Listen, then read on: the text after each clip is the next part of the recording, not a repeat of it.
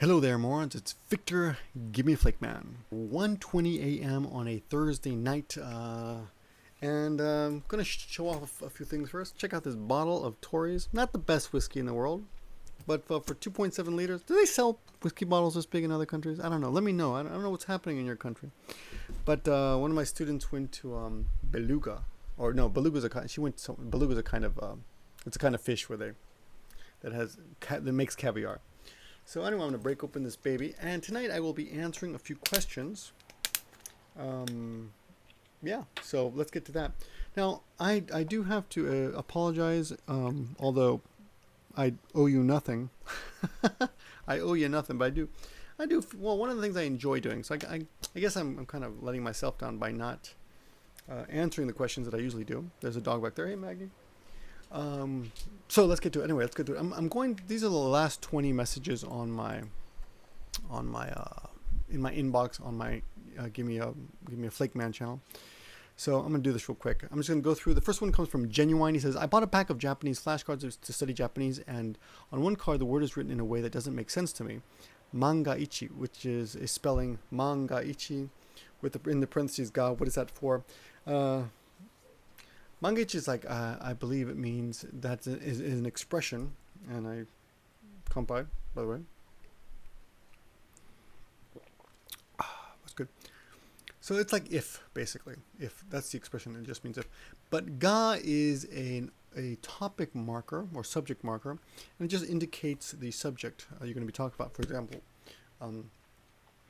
watashi wa inu ga kattemasu. So I, watashi wa, I have, according to me, or in regarding me, dog, I have a dog. So that's basically all it is. It's nothing that complicated. But a lot of these questions I get, to be honest, kind of annoy me because you can look this stuff up, guys. You know, it's not that hard. Just look them up. Anyway, just to verify, yeah, if by any chance, mangaichi, if by any chance. Okay, that's the first one. Well, thank you, Genuine. Please keep studying. Yeah, the other thing is someone left on my Japanese for Morons channel, which is active again. Someone said, Victor, I really want to learn kanji, and I'm making this falsetto voice just to show you how annoying I am. But I can't be bothered going through all your videos to see if you have videos on kanji. So, do you have any videos on kanji? Could you direct them to me, dude? If you don't have the patience to look through some videos, or even type into the search engine Japanese for Morons kanji, or even just kanji on YouTube, forget about me. But if you don't have the patience to do that, I told the guys, forget about kanji. You're never gonna learn it. So, next question comes from Zanpakuto. Zanpakuto spelled with an X. X-A-N Pakuto. Hi, Victor. Hi there, Victor. Hi there. I'm going to be a freshman in college soon, planning to major in somewhere in the science engineering field. In one of your videos, you said to teach English you would need a 4-year degree, right? Okay, that's great, but the college I'm going to costs about 23,000 grand, and yes, that's a lot. How much would I be making as an English teacher there full time? I've mentioned this before in quite a few videos. It used to be the law that the average the English teacher had to get a minimum of 250,000 yen per month, which it's roughly $2,500 a month, depending on the exchange rate. Right? He says, so that answers that. Well, actually, the law has changed. So I've seen some salaries as low as like 1,800 bucks a month, and some much higher. In my heyday, I was making up to 7,000 bucks a month. That includes. That was just from teaching. That included private lessons and part-time jobs here and there. Then he says, let's see. I know you can't get the perfect amount, but exactly would I even be paying off my student loans? Okay, yeah, paying off student loans is completely possible. A few people have asked this. Yes, you can pay off student loans if you do this, if you work as an English teacher. It's actually not that expensive to live in Japan if you are frugal. Even a little frugal. Like if you go out like partying every night doing coke and hookers like Tikio Sam, then of course you're gonna blow all your money. It's amazing that guy has any money left. But I'm just kidding. Sammy knows I'm kidding. But if you're frugal, and there are quite a few, there's some people here that are so cheap. I knew a guy who would just collect the tissues that they hand out at subway stations. and take that instead of toilet paper. He was so cheap. But actually, there are 100 yen stores everywhere now. There are even 300 yen stores that have a little bit more nicer things. And they have the Uniqlo for clothes. Like I think I might have gotten this at a Uniqlo. I don't remember this, but because like maybe $10 for a T-shirt, But you can go cheaper. If you look around, you get them for $3, right? If you look around, and when you find something good, buy a bunch of them, right? Also, do you know anyone who has become an English teacher here and actually became a citizen without even finding a spouse? Yes, and I will be talking about that soon. It's actually easier to get your citizenship if you're single than if you're married. But it's easier to get your residency, apparently, if you are married. And I'll be going into that in more detail soon in an upcoming video, which I'm working on.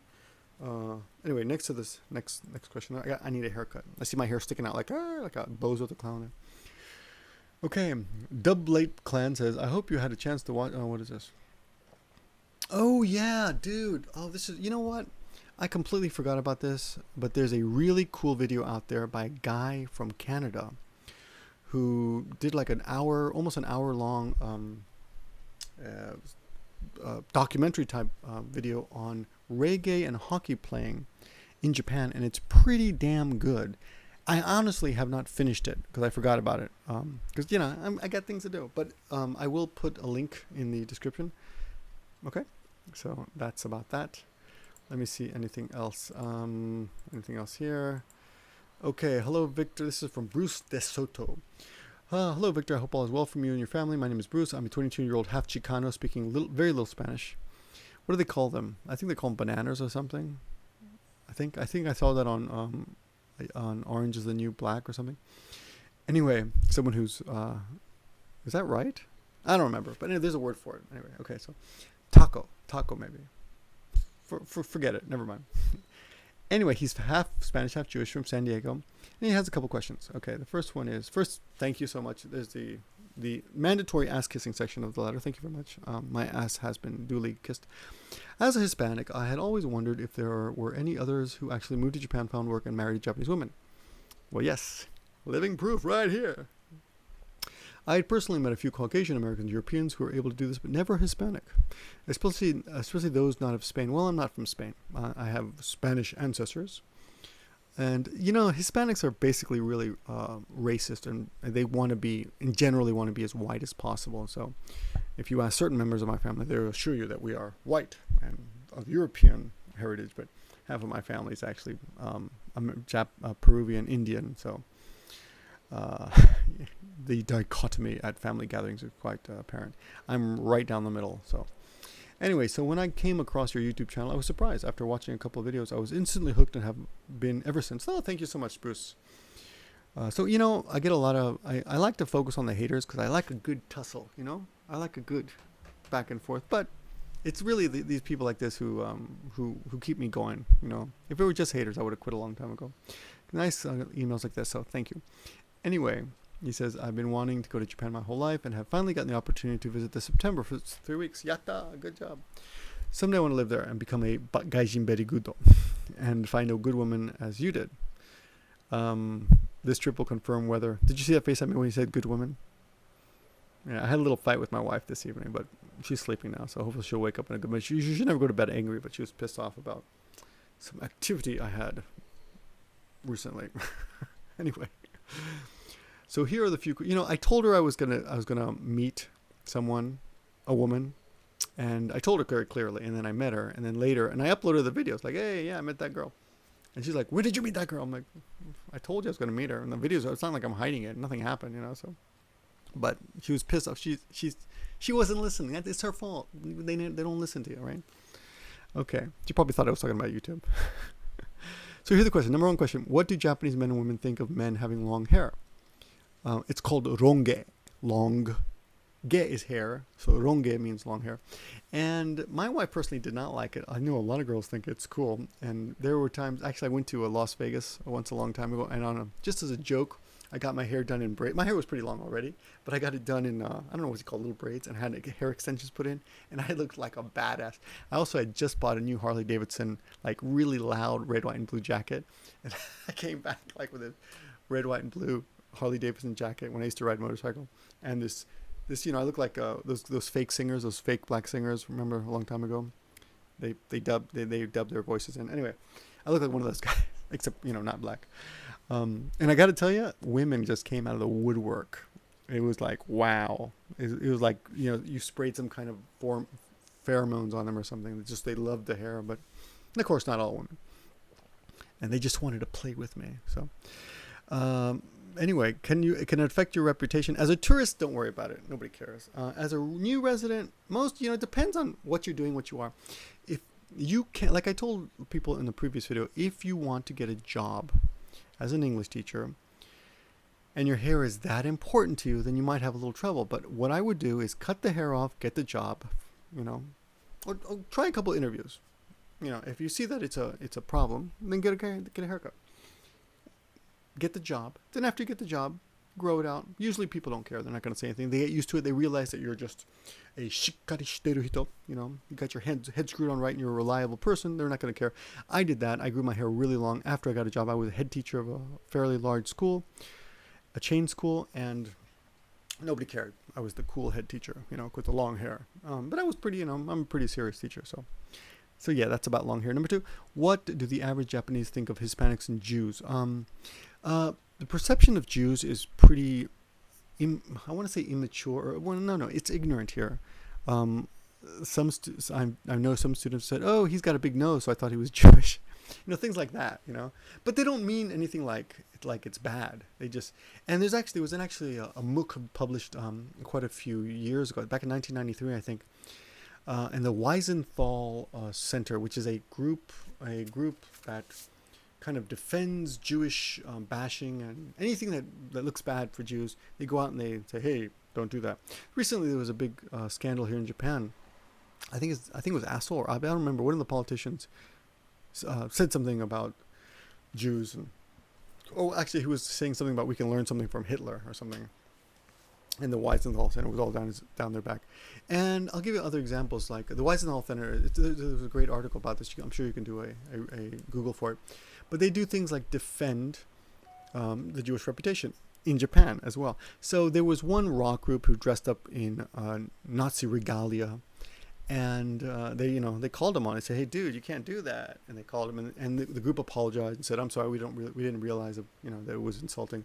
And the Don Quixote shop, which I've actually been in before, I've showed you the Don Quixote shop. They used to sell, I think back just a few years ago, 2010, I think. Until then, they used to sell a Nazi uniform, like a Halloween costume, and you could wear. They even sold the Nazi armband right here, the swastika armband. And there was a model here a cosmetic company who had a model in the advertisement wearing Nazi regalia. They even had the cross, the skull that the Nazis use. I forgot, the Totenkampf or something. I don't remember the name. I don't speak Deutsch, right? But the point being that most Japanese are fairly ignorant when it comes to Judaism and Nazism, and they kind of think the Nazi thing is cool. It's kind of cool. In general, or they're just ignorant of it. They vaguely recognize it from the movies, but they don't know really what it means, And there was a book. The other thing I forgot I started this little branch on. There was a MOOC, which is a magazine book. They call them MOOCs, I guess, sold in a convenience store, saying how to get rich, how to make money using techniques that rich Jews have used. So. The point being that Jews have a reputation for being rich, which is, not a bad rep. So I was teaching this article to the class, and they're like, "What's so bad about that?" So you're a rich Jew, and why is it bad for people to think that? And I guess there are worse reputations you could have. For example, some of the more ignorant stereotypes that Japanese have about other races is even worse. Like, black people are dishonest, or they, whatever. I don't want to get into it too much. I do have one. Speaking of Hispanics and general perceptions by Japanese, one of my very educated daughter of a doctor students has a sister who married a white guy, and she married someone like me, who's Italian Spanish mixed, right? Italian names, Spanish background. I think he actually spoke Italian though. But anyway, and her older sister said, you're going to be looked down upon if you marry one of them. You should marry someone white like me. And that made her, that really pissed her off. She's like, can you believe my sister said that? And I'm like, yeah. Well, I don't really care. You can think that, but I don't think I'm less than a white guy, so I don't really worry about it. There's certain people, and in the end, she's going to marry him, not her sister. So if she's happy, fine. I wouldn't worry about that. It's sad that your sister thinks that way, but, it's, like I said, it's ignorant.